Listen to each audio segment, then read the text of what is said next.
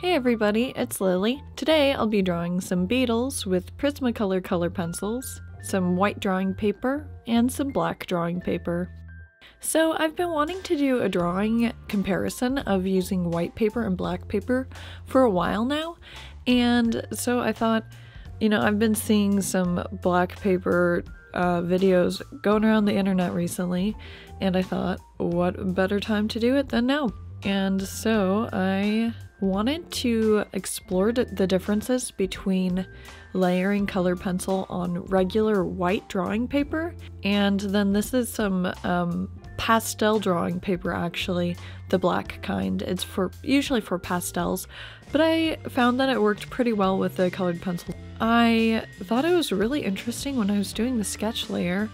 I was depending on the contrast to really see the sketch, like traditionally with white paper you can differentiate the sketch from the background because it's darker than the paper, but for the black drawing paper it was actually like lighter, and I thought that this was really interesting. I was very thankful that I could still see the sketch because that would have been kind of difficult to not be able to see the sketch and see what I'm doing. But yeah, pretty cool how the graphite is reflective and you can still see it. And so now I'm just putting on some Prismacolor colored pencils.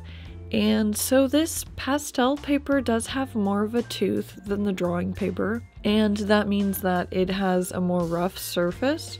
And so in order to get the pigment of the color pencil into the paper, you really have to kind of blend it and work it in there. I didn't think it was too big of a deal though. I've worked with rougher surfaces, and this paper actually was really nice to layer colors on.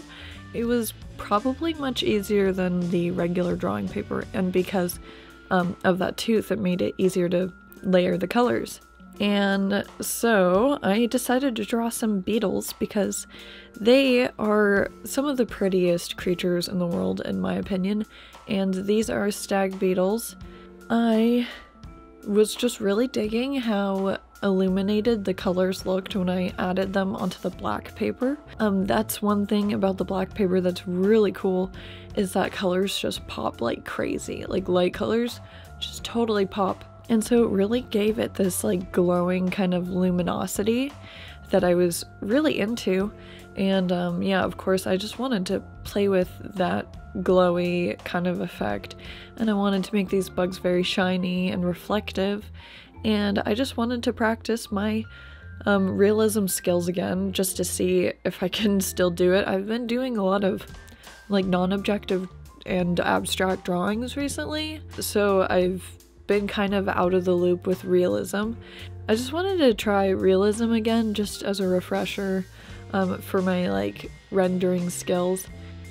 Yeah, so when working with reflective surfaces, like when you're drawing them, I would definitely recommend to look at all of the light sources and scrutinize and try to match up every single like shape and block of color that you see in the reference photo. I was using reference photos, by the way. It would be impossible to do something this realistic without reference photos. But anyway, yeah, so when you're trying to make something reflective, just noticing where the lights and the darks are and trying to get them as accurate and clean as possible is like the biggest thing to make it look reflective. Also, adding a lot of contrast, meaning that you're getting a lot of dark values and lighter values, helps make it look three-dimensional and reflective as well. When I was coming up with this video idea, I was trying to decide if I wanted to draw the same beetle twice, one on white paper and one on black paper, just so you could really see the difference on how it looks on each color. But I kind of felt like it would be repetitive and kind of not so fun to watch, so I decided to do two different beetles. The one on the left is a rainbow stag beetle, and that one's on the white paper, and the one on the right is a major blue male stag beetle, and I think that one's in Australia. I chose these two different beetles because they had multiple colors and they were really pretty for one thing, and I wanted to do one that was more of warm tones and one that was more cool tones. And so the rainbow stag has a lot of, you know, kind of warmer browns and greens, and the blue stag beetle has blues and blacks. Yeah, I'm like a huge fan of stag beetles and kind of bugs in general, except for spiders. I'm like super scared of spiders. But stag beetles I find are super cool. There's this one like popular stag beetle. His name is Spike the stag beetle, and there are like stuffed animals of him and stuff, and it's pretty cool. I think Spike had some babies with a female stag beetle, and so I follow the Twitter, and I am just, you know, every once in a while I'll get an update about how the babies are doing, and a couple of them are basically fully developed and are starting to walk and stuff, which is super cool. Stag beetles are pretty cool. They like to hold things in their pinchers. Yeah, so Spike's owner has him hold things like pencils and candy canes and stuff. It's really cute, and yeah, if you are interested in following a social media stag beetle, definitely look up Spike the stag beetle. Anyway, so when I was coloring the like antennae and the pinchers and the legs, so I just tried to make sure that my colored pencils were super sharp, and that helped me get a very nice clean line.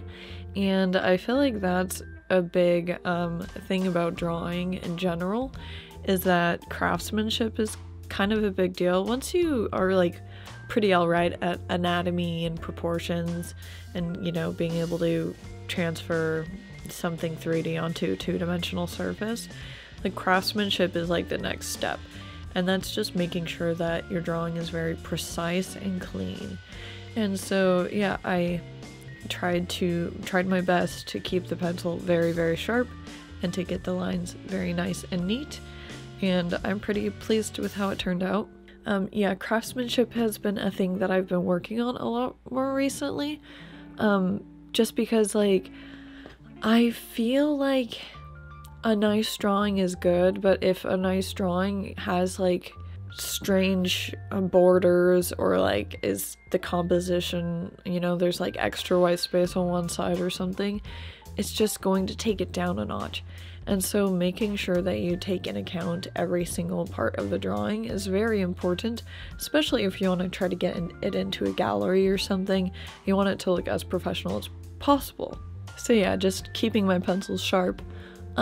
One super interesting thing that I noticed when I was drawing these, I drew the one on the white paper first, and so when I was doing the legs and stuff, I would do the black, and then I would kind of add some of the gray, you know, as a shine, like next to it or something.